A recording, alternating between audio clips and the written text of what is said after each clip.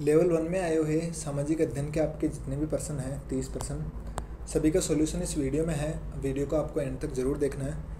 हमने जो है मैथ और आपकी जो साइकोलॉजी है उसको लेकर के ऑलरेडी वीडियो बना दी हैं। इस वीडियो के डिस्क्रिप्शन में आपको उनका लिंक मिल जाएगा, आप क्लिक करके देख सकते हैं और अपने जितने भी पर्सन सही हुए हैं उनका मिलान अवश्य कर लीजिएगा।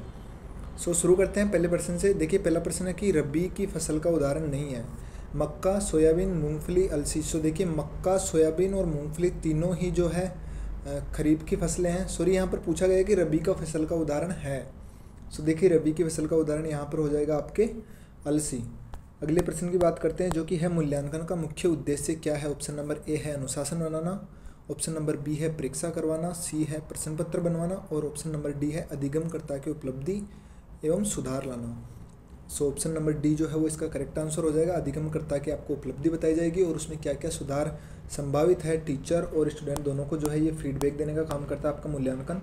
अगला प्रश्न है बाल केंद्रित शिक्षा में कौन सा तत्व नहीं होता है।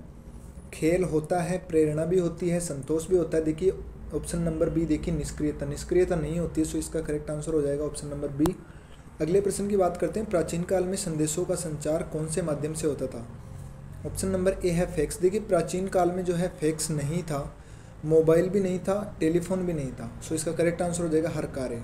और देखिए अगर आपको नहीं समझ आ रहा कि हर कार्य क्या चीज़ है तो आप यहाँ पर इंग्लिश में देख सकते हैं। ऑप्शन नंबर सी पर यहाँ पर लिखा हुआ मैसेंजर, जिसे आप लोग गणदूत भी कह सकते हैं, वही लोगों को हर कार्य यहाँ पर कहा जाता था। अगला प्रश्न है सर्वे दृश्य शिक्षण अधिगम सामग्री का उदाहरण है। देखिए रेडियो जो है ये सिर्फ एक सर्वे सामग्री है, आप सुन सकते हैं। टैप रिकॉर्डर से भी जो है आप सुन सकते हैं। बुलेटिन बोर्ड से जो है ये एक दृश्य सामग्री होगी, लेकिन जो टेलीविज़न है ये दृश्य और सर्वे दोनों प्रकार की सामग्री है। तो ऑप्शन नंबर डी जो है वो इसका करेक्ट आंसर यहाँ पर हो जाएगा। अगले प्रश्न की बात करते हैं फूलडोल का मेला कहाँ लगता है। देखिए ये प्रश्न जो है अधीनस्थ बोर्ड ने भी बहुत बार पूछा है और इस बार जो है आपके माध्यमिक शिक्षा बोर्ड ने भी पूछ लिया है। ये प्रश्न आप बार बार रिपीट होते जा रहा है बहुत सारे कंपटीशन एग्जाम्स में। आप इसको तो एक प्रकार से याद ही रख लीजिएगा। तो याद रखना आपको कि फूलडोल मेला कहाँ लगता है, साफरा भीलवाड़ा में जो है आपका फूलडोल मेला लगता है। अगले प्रश्न की बात करते हैं आपके पिताजी के साले की माँ आपकी माँ से आपका क्या रिश्ता होगा। मतलब आपके पिताजी के साले की माँ मतलब आपकी मम्मी की माँ, वो आपकी क्या लगेगी, नानी। ऑप्शन नंबर डी बात करते हैं निम्न में से कौन सा सूर्य का निकटतम ग्रह। तो इनमें देखिए बुध जो है वो निकटतम ग्रह है। अगली बात करते हैं नीचे दिया गया यातायात संकेत इंगित करता है। ये जो है ये इंगित करता है पैदल पार पथ को। देखिए चौराहे का अलग होता है, रेलवे क्रॉसिंग का भी अलग होता है, संकरी पुलिया का भी अलग होता है। ऐसा जो होता है जेब्रा लाइन जिनको अपन लोग कह देते हैं, ये पैदल पार पथ को जो है इंगित करता है।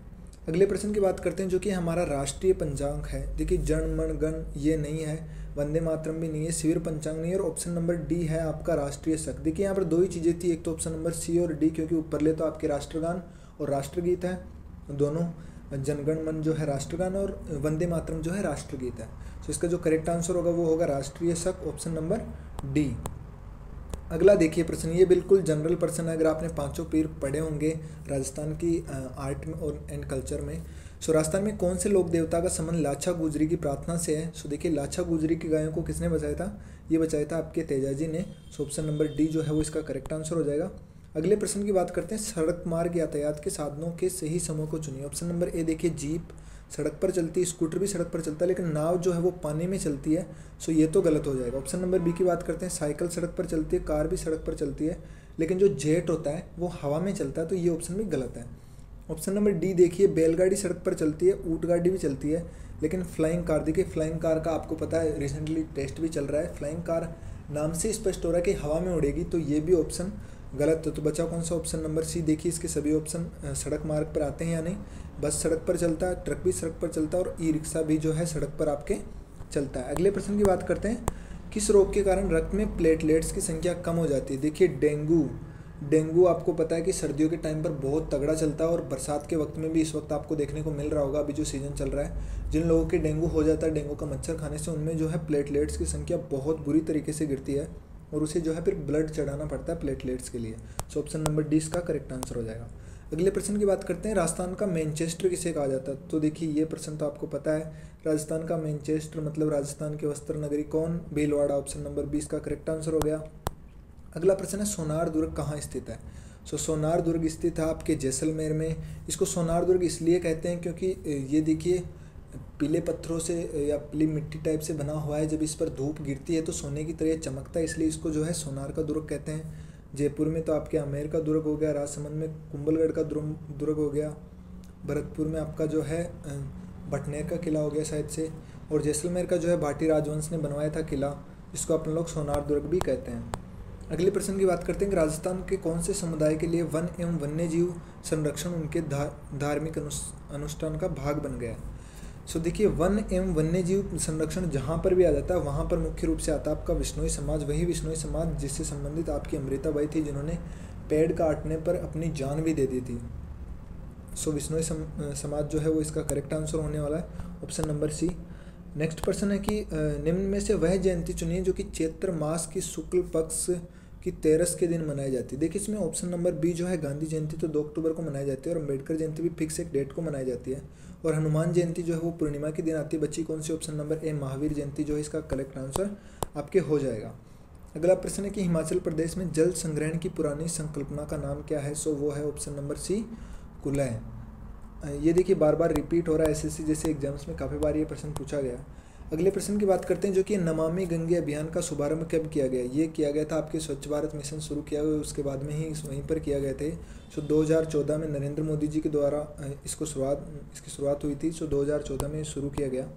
अगले प्रश्न की बात करते हैं जो कि मगरमच्छ प्राणी जगत के किस संवर्ग का है? सो मगरमच्छ होगा वो होगा सरीसृप में, अर्थात रेंगकर चलने वाले जीवों में जो है मगरमच्छ आता है, तो ये सरीसृप हो जाएगा आपके। अगले प्रश्न की बात करते हैं जो कि है सूर्य नगरी किसका नाम है? जयपुर, जैसलमेर, बाड़मेर और जोधपुर। तो देखिए सूर्य नगरी कहा जाता है जोधपुर को। जितने भी ज़िले हैं अगर उन्हें किसी अलग नाम से पहचाना जाता है तो आपको वो नाम ज़रूर से याद रखना है। जैसे कि अभी जयपुर है उसको राजस्थान का या भारत का पेरिस कहा जाता है। अगले प्रश्न की बात करते हैं जो कि एक मिलान वाला प्रश्न है।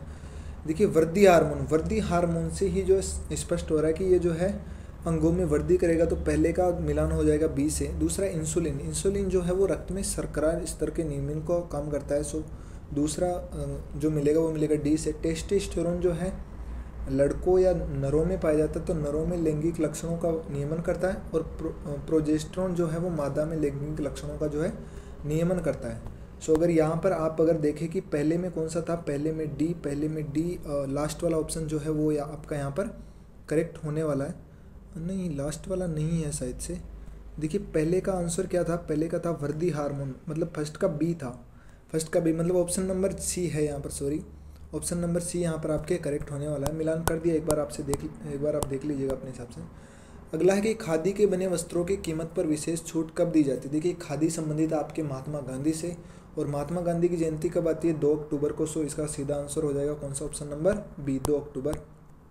अगले प्रश्न की बात करते हैं जो कि है पर्वतारोहण के दौरान सांस लेने में कठिनाई का मुख्य कारण क्या है? खड़ी ढलान, अत्यधिक ठंडा मौसम, कम वायुदाब या बर्फीली हवा। तो देखिए सांस लेने में कठिनाई सिर्फ तभी होगी जब कम वायुदाब होगा। बर्फीली हवाओं से थोड़ा टेम्परेचर गिर जाएगा लेकिन आपको सांस लेने में तकलीफ नहीं होगी। अगर वायुदाब कम हो जाएगा, एक्चुअली जो ठंडे इलाके होते हैं या पहाड़ों पर जब ऊपर चढ़ा जाता है जहाँ पर बर्फ़ और गिरती है, सो वहाँ पर जो वायुदाब का भी कम हो जाता है, जिसके कारण जो है पर्वतारोही होते हैं उनको सांस लेने में तकलीफ होती है। अगले प्रश्न की बात करते हैं जो कि है निम्न में से कौन पर्यावरण के अजैविक घटक के अंतर्गत आते हैं? अजैविक मतलब जिनमें जीव नहीं है। देखिए पादप जैविक घटक है, जंतु भी जैविक घटक है, जीवाणु भी जैविक घटक है। अजैविक घटक कौन है? वायु, क्योंकि वायु जो है ये निर्जीव है। सो ये आपका बी आंसर करेक्ट होने वाला है। अगले प्रश्न की बात करते हैं जो कि है निम्न में से रेशम कीट का भोजन कौन सा है? देखिए रेशम कीट जो रेशम का कीड़ा होता है जिससे कि रेशम बनाया जाता है, रेशम को लेके भी आगे एक प्रश्न पूछा गया है। ये जो है शहतूत की पत्तियां खाता है, तो ये शहतूत की पत्तियां शहतूत पर रहता है और उसी की पत्तियां खाता है, फिर इससे रेशम निकलता है। तो ऑप्शन नंबर इसका करेक्ट आंसर होने वाला है। अगले प्रश्न की बात करते हैं जो कि है तंबाकू में कौन सा एल्कोहल पाया जाता है? तंबाकू में पाया जाता है आपका निकोटिन। याद रखिएगा निकोटिन जो है तंबाकू में पाया जाता है। रेबीज रोग का कारक होता है। रेबीज जो है वो वायरस के कारण जो है फैलता है। अगर अगले प्रश्न की मैं बात करूँ यहाँ पर, वो है आपका जंतु से प्राप्त रेशे का उदाहरण है। देखिए कपास, पॉलिएस्टर, नायलॉन। देखिए कपास तो जो है पौधे से निकाला जाता है, जंतु से नहीं होने वाला। पॉलिएस्टर और नायलॉन जो है ये कृत्रिम रूप से बनाए जाते हैं। इसका करेक्ट आंसर होने वाला ऑप्शन नंबर डी रेशम, जो रेशम का कीड़ा अभी जैसे हमने ऊपर डिस्कस किया था कि जो शहतूत की पत्तियां खाता है उसी से जो है रेशम बनाई जाती है। अगले प्रश्न की बात करते हैं, जो कि निम्न में कौन सा जल प्रदूषण का मानवीय स्रोत नहीं है। देखिए, घरेलू बहिस्राव, मतलब घरों से जो गंदा पानी निकलता है, एक्स्ट्रा पानी हम लोग फिजूल खर्ची करते हैं, सो बिल्कुल ये जल प्रदूषण का कारण है और मानवीय कारण है। वाहित जल, बहता हुआ पानी, फालतू का जो एक्स्ट्रा पानी होता है वो, ये भी मानवीय कारण है। औद्योगिक बहिस्राव, ये भी मानवीय कारण है। मानवीय स्रोत यहाँ पर कौन नहीं है, ह्यूमस पदार्थ, क्योंकि ह्यूमस पदार्थ जो है ये एक जैविक घटक है। सो ऑप्शन नंबर डी जो है वो इसका करेक्ट आंसर आपके हो जाने वाला है। सो देखिए, आपके पूरे प्रश्नों के उत्तर जो है इसमें मिल गए हैं और ऑफिशियल का आंसर की जैसे आ जाती है, एक बार आप लोग क्रॉस चेक जरूर कर लीजिएगा और कमेंट सेक्शन में बताइएगा कि आपके जो है कितने % 30 में से सही हो रहे हैं। और स्पेशली गणित और आपके जो साइकोलॉजी है उनकी वीडियोज़ भी आप लोग ज़रूर से देख लीजिएगा। Thank you so much.